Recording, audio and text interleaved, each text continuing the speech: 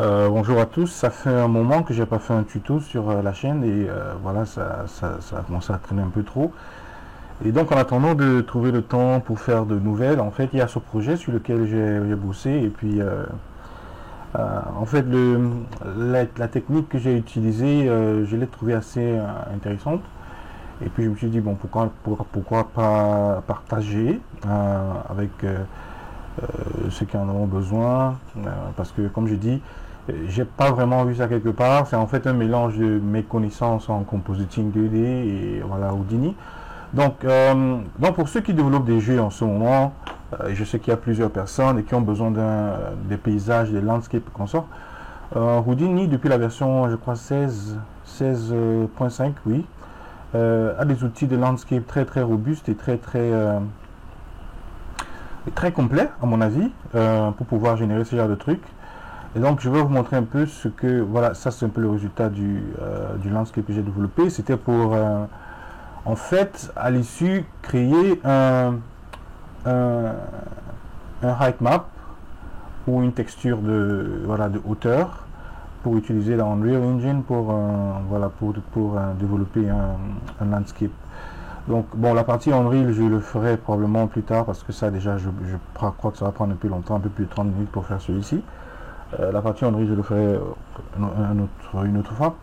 Mais déjà voilà, donc l'idée pour moi dans ce projet en fait c'était de permettre aux clients de créer juste des fichiers en images démontrant en fait les éléments principaux du paysage en fait comme des routes et des chemins.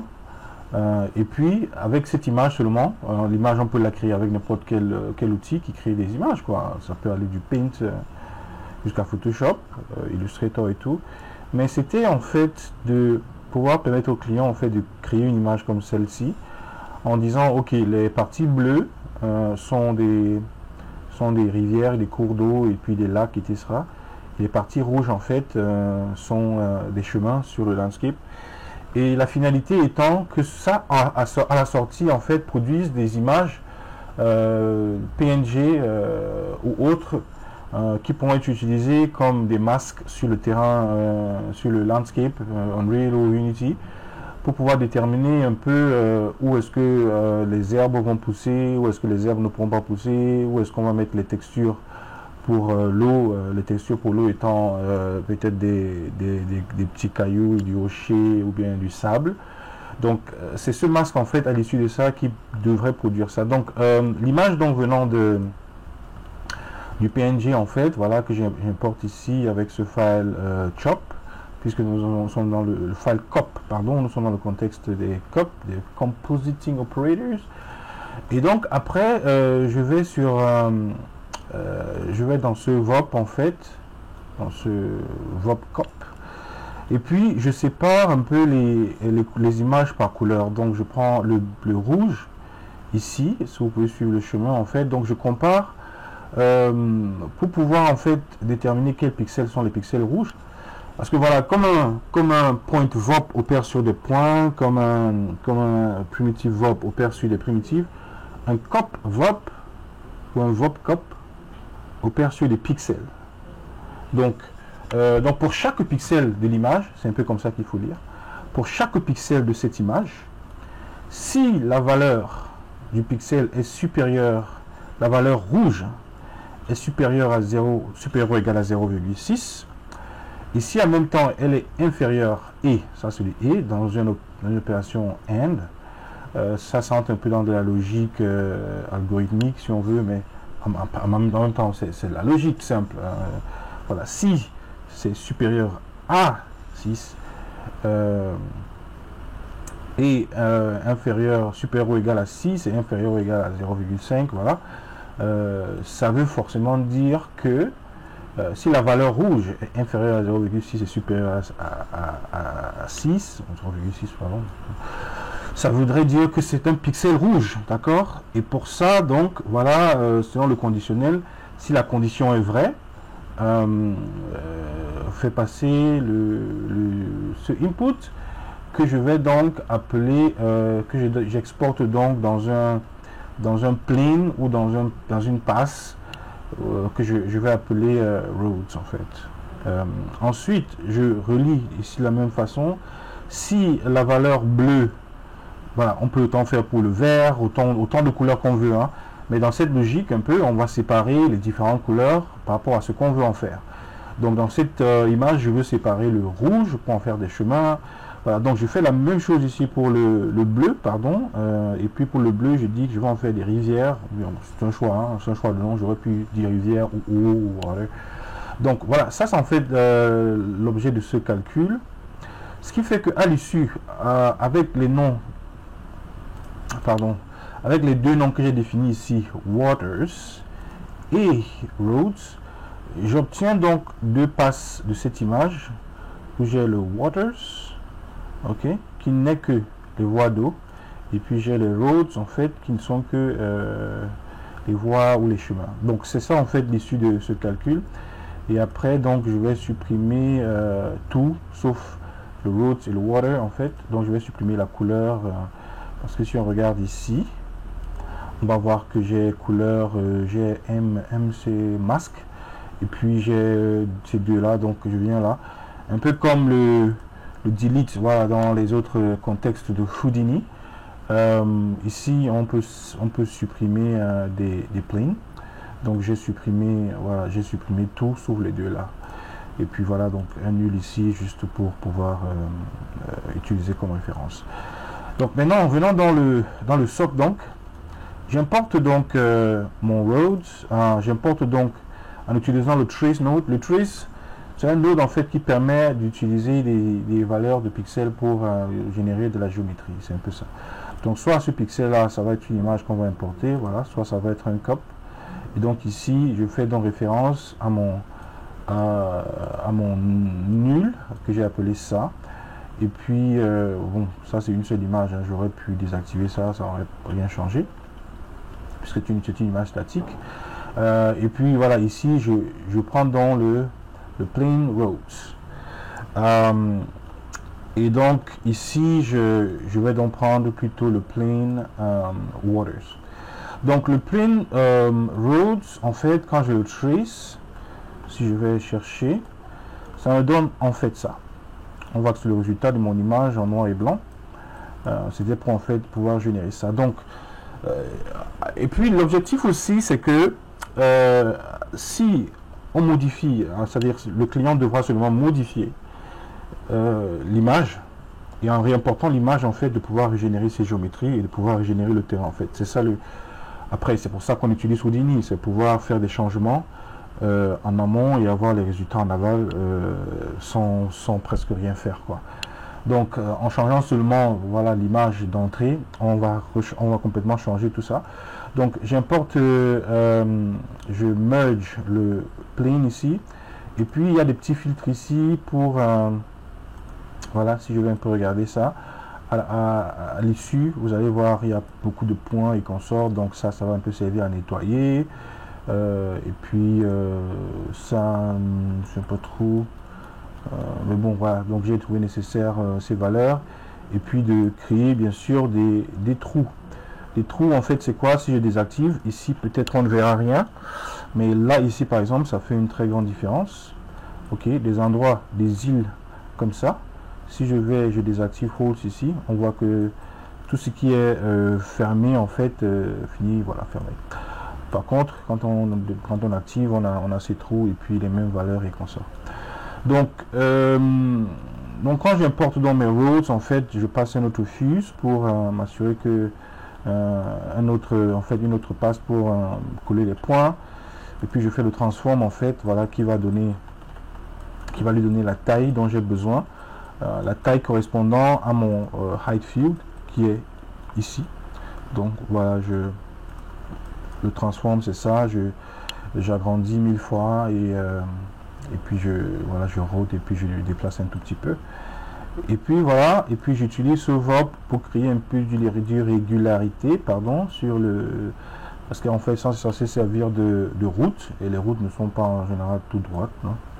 Donc j'essaie de déformer un peu avec avec ce point VOP en utilisant tout simplement un anti-alias noise.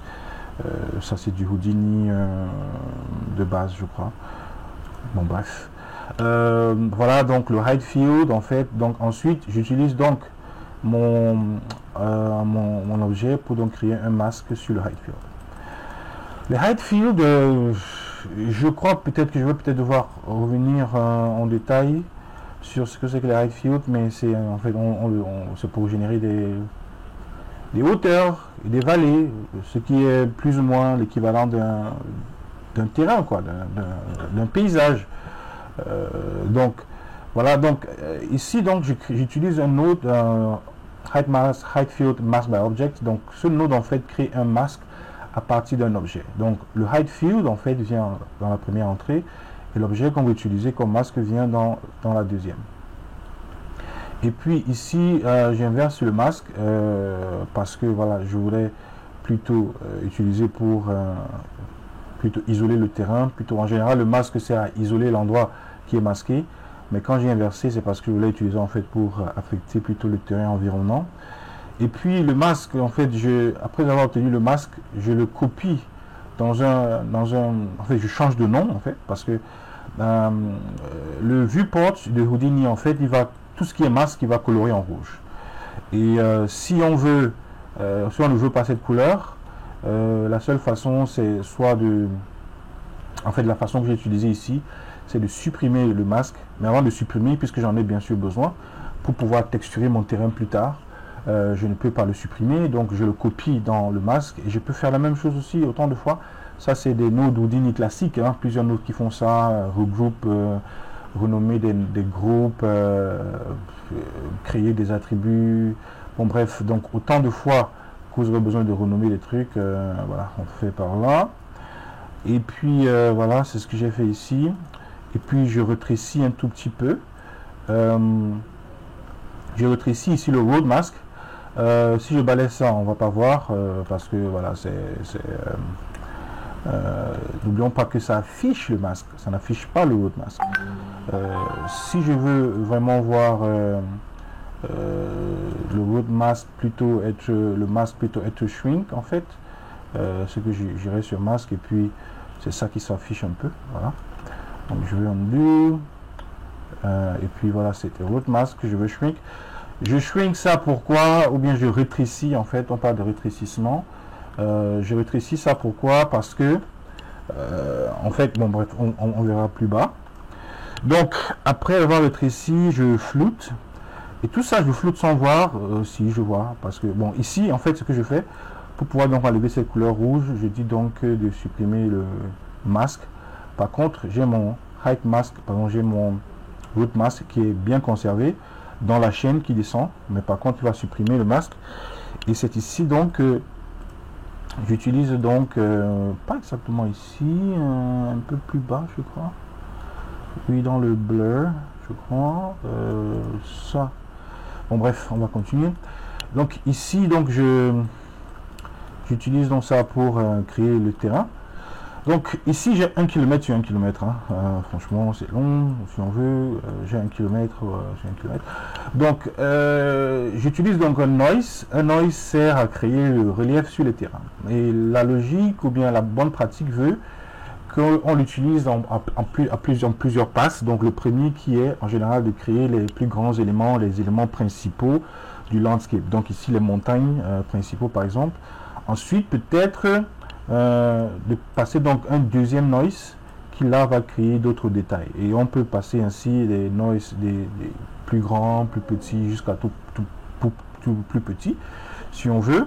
Donc voilà, donc c'est ça en fait, l'idée veut que on utilise d'abord des grands, ensuite des petits et voilà.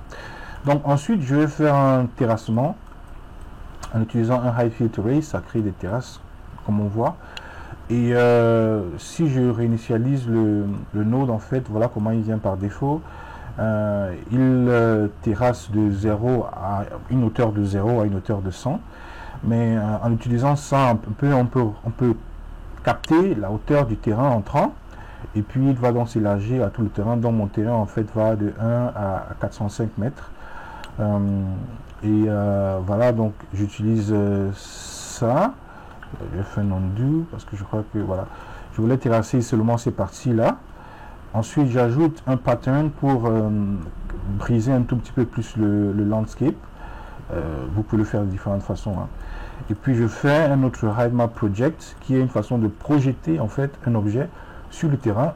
Pardon. Et dans ce cas je projette cette sphère classique, et même en mode primitif, que voilà, ça projette en hauteur.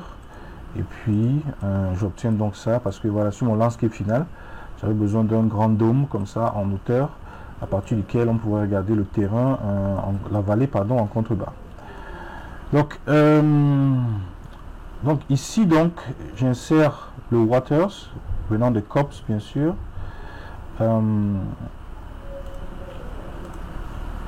Voilà, lui aussi j'insère avec un masque hide field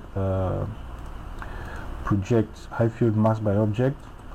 Là c'est pour les fleuves etc. Pardon, j'insère le masque. Comme j'ai fait plus haut, je change de nom maintenant en river mask. Ensuite je supprime le masque pour enlever la couleur rouge. Ensuite je fais donc une projection de la même forme avec laquelle j'ai créé le masque. Je projette maintenant pour créer donc les endroits où l'eau va pouvoir s'accumuler. Donc en fait c'est prévu pour des fleuves. Donc voilà, les fleuves vont couler de la sorte, etc. Maintenant ici donc je fais un river mask shrink, ce que j'ai déjà fait plus haut, un blur.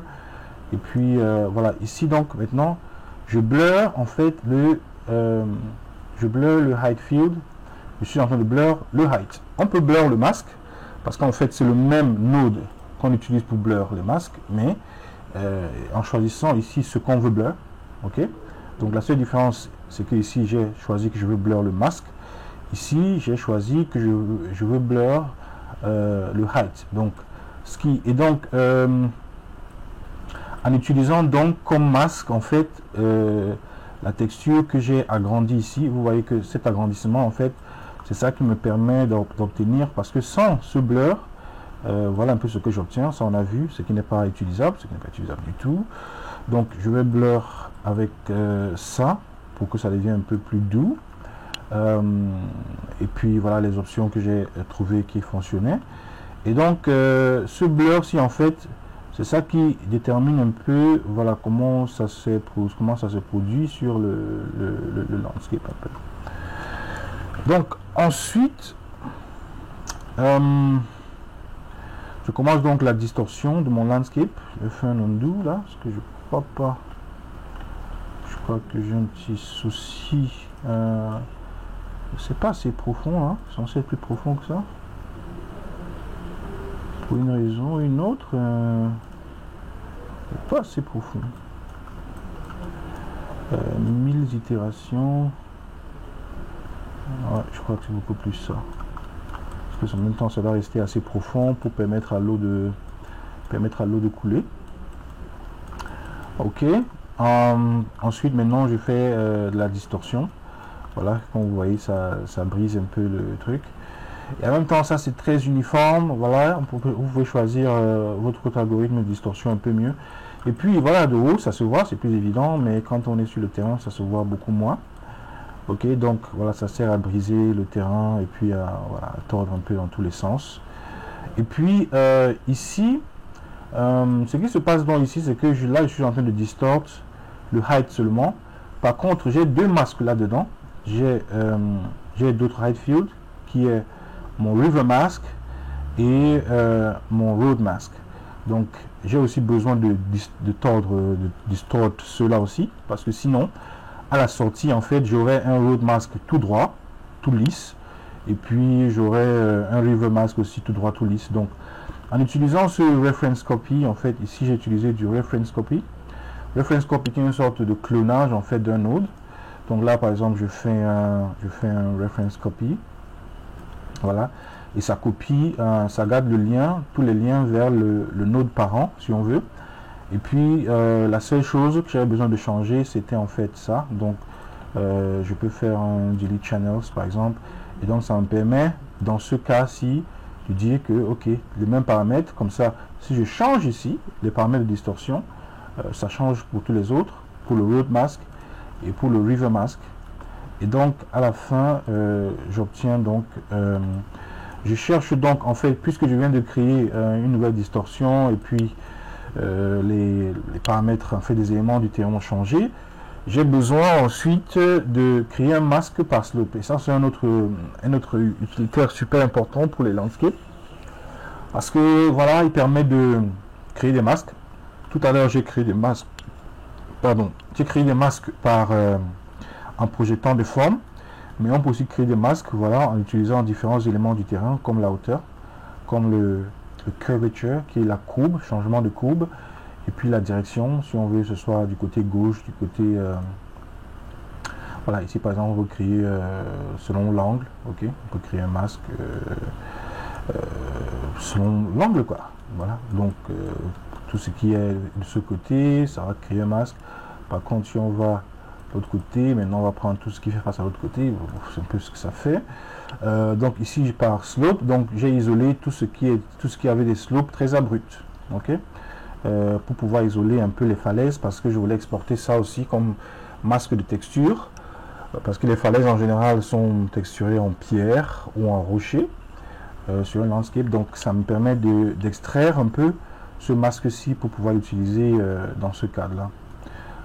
Donc comme j'ai dit dans Unreal, dans le Material System, je vais pouvoir utiliser ça comme isolant pour les falaises et appliquer le matériau de truc.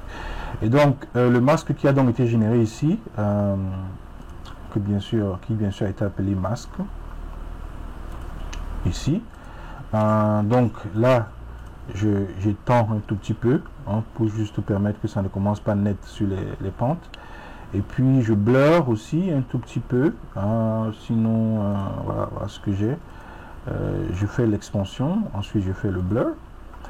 Ensuite, je copie, comme je l'ai fait plus haut, pardon, dans un cliff mask. Et puis, ça me permet donc de supprimer le masque. Parce qu'après, si on laisse tout ça aussi dans masque, si on avait laissé tous ces éléments dans masque, plus bas, quand on va utiliser le terme masque pour pouvoir modifier ou changer le terrain, ça va prendre le cumul de tout ce qui s'appelle masque là-dedans, qui s'est ajouté, et puis voilà, ça va faire un très gros désordre.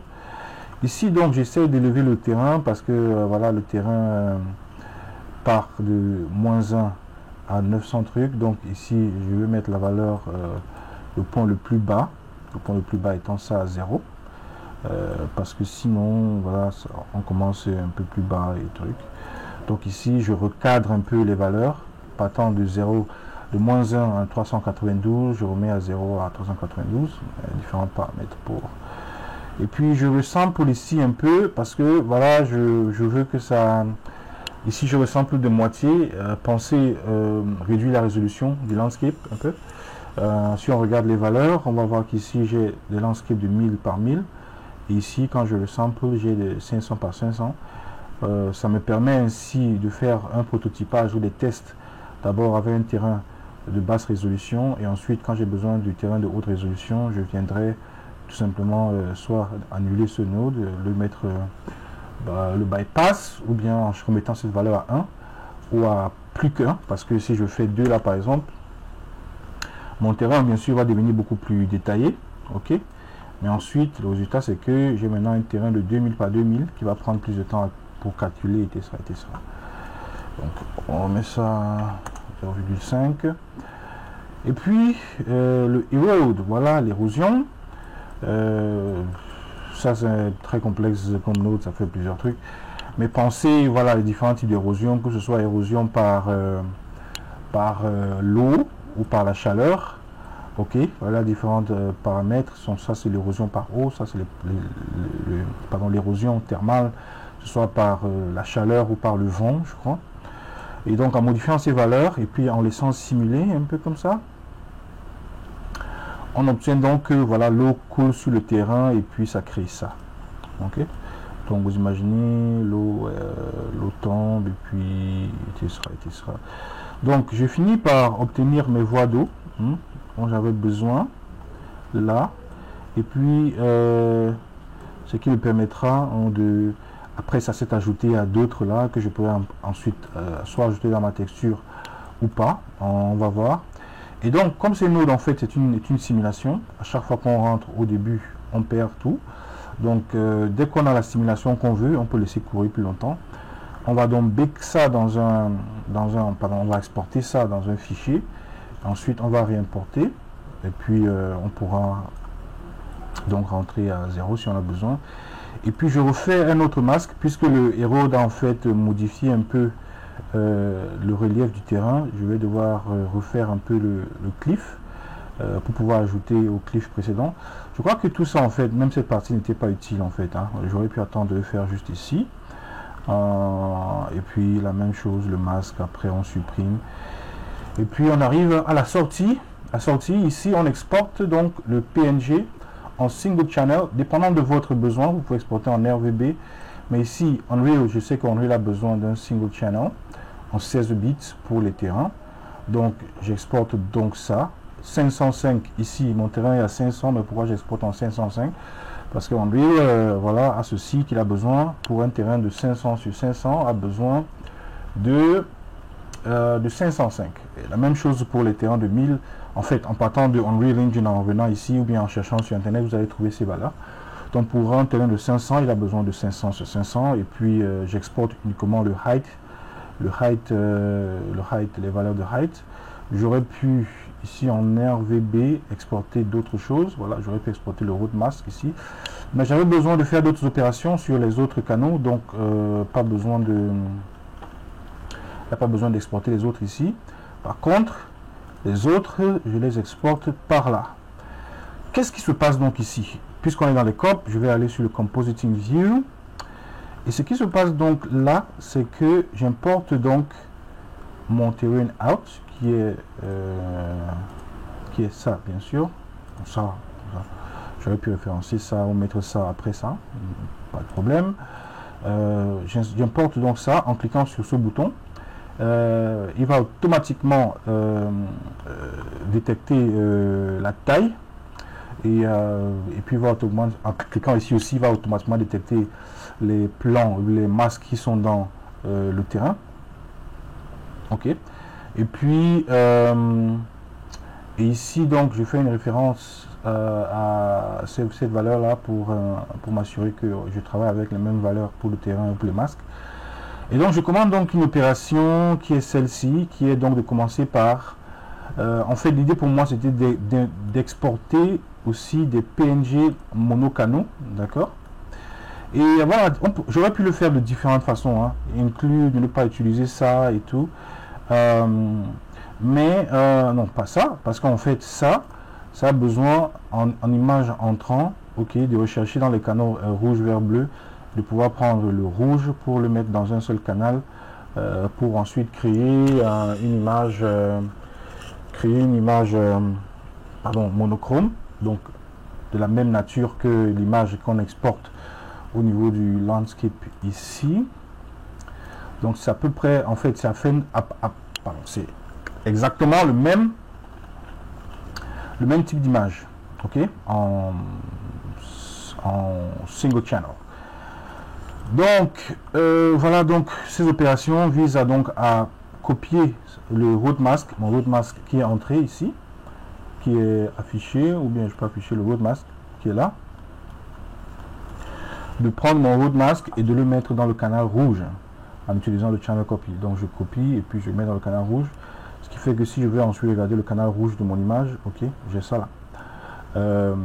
Et puis je supprime ici tous les autres planes sauf le rouge, ok, ça me permet d'avoir uniquement la couleur rouge ici. Si je regarde les autres, rouge, machin truc, il n'y a rien. Ok, ensuite j'inverse, parce que comme vous voyez ici j'ai besoin plutôt du blanc, parce que j'avais inversé mon masque plus haut dans mon height field, en fait j'obtiens un truc inversé ici, pas de problème. Tout ce que je fais c'est que voilà, j'inverse tout ce qui est autour là. On peut le supprimer de plusieurs façons, mais pour moi c'était pas très pertinent de supprimer. Et puis ensuite j'exporte donc dans un mono en fait pour créer un PNG mono que je vais donc rendre ici en PNG, que j'appelle ça, c'est ça. Donc c'est un peu ça la même chose que j'ai fait pour les autres. Ici je le fais pour je le fais pour le new cliff. Je supprime les autres. Après, puisque mon new cliff en fait, si je le regarde, le voilà, je vais mettre ça, ajouter ça un peu à mon chemin pour pouvoir déterminer, parce que je peux, en fait je me disais que j'allais peut-être pouvoir avoir besoin d'un masque de sable pour pouvoir appliquer seulement le matériau de sable. Donc tout ce qui est cliff ou tout ce qui est chemin en fait devait finir en sable, ok, devait servir de masque de sable. Et puis après j'ajoute aussi les voies d'eau. Donc ici donc j'ai les chemins, j'ai les falaises et j'ai les voies d'eau. Donc ça me permet donc d'exporter ça en faisant une inversion de ça, je peux obtenir un endroit pour déterminer par exemple où les herbes vont pousser. Okay, donc parce que les herbes ne pousseront que soit ce n'est pas une falaise, soit ce n'est pas un chemin, soit ce n'est pas une voie d'eau. Donc c'est un peu ce que j'obtiens avec ça. Et puis j'inverse donc pour donc obtenir uniquement des endroits où les herbes peuvent pousser. C'est donc, et puis en faisant un peu de contraste, et puis j'exporte ça, et c'est ça que j'appelle grass out. Donc ça détermine uniquement les endroits où les herbes peuvent pousser, des endroits comme ceux-ci plats, mais pas de falaise, pas d'eau, etc. Et donc la même chose je le fais pour les rivières, pour pouvoir déterminer, avoir un masque aussi. Ça je prends les rivières aussi, et je prends aussi l'eau qui a été créée par l'érosion. C'est en fait ça qui est ici. Donc l'érosion, en fait, c'est l'érosion qui a créé tout ça. Donc je prends ça pour ajouter à mon masque d'eau que j'avais créé initialement. Donc moi, ça me permet de savoir exactement où est-ce que l'eau coule sur ce terrain. Donc la même opération en mono. Et donc ici, j'ai exactement seulement où l'eau coule. Ici, je voulais obtenir seulement les hauteurs du landscape jusqu'à un certain niveau. Ça pourrait me permettre de, par exemple, appliquer d'appliquer de la neige. Ok, c'est à ça que ça pourrait me servir. Donc à partir d'une certaine hauteur, j'ai donc ça, et la hauteur, je règle, non, c'est où, oui, donc c'est ici en fait, pardon. Donc c'est ici que je crée le masque de hauteur en utilisant ces niveaux là. Ok, donc voilà, donc je prends de 0 à truc, en utilisant ce gamin pour pouvoir rétrécir plus haut. Et donc ça sort là, et ici ça me permet d'obtenir, je voulais obtenir aussi des herbes qui pouvaient pousser seulement en hauteur, peut-être des herbes plus mortes ou d'une autre couleur. Et puis ici donc ça c'est pour la neige. Oui, donc les hauteurs, comme je l'ai fait plus haut, donc j'obtiens les hauteurs, j'applique le contraste. Ça c'est vraiment pour la neige qui pousserait, la neige qui tomberait sur les montagnes, et voilà. Donc à la fin j'obtiens donc ces masques, ces images en noir et blanc que j'ai exporté, chacun avec un nom, et puis je l'utilise donc dans Unreal pour masquer mon terrain, pour masquer les différentes textures, pour masquer les différents matériaux, etc. Donc voilà, donc c'est un peu ça le projet. En fait, en développant ça, franchement, voilà, j'avais fait une promesse au client que ça allait se passer ainsi, parce que je savais Houdin est capable de le faire, et puis voilà, les outils sont là pour le faire. Donc j'espère que ça vous a enseigné quelque chose. Pour ceux qui veulent utiliser ça pour leur terrain et tout, ils ont de quoi faire maintenant. Et puis voilà, donc en attendant de pouvoir publier d'autres chapitres de notre formation, je crois que ça peut aider quelques-uns. Et puis voilà quoi, ne pas laisser la chaîne sans contenu pendant longtemps. Donc merci déjà de votre attention, et puis on se voit à la prochaine.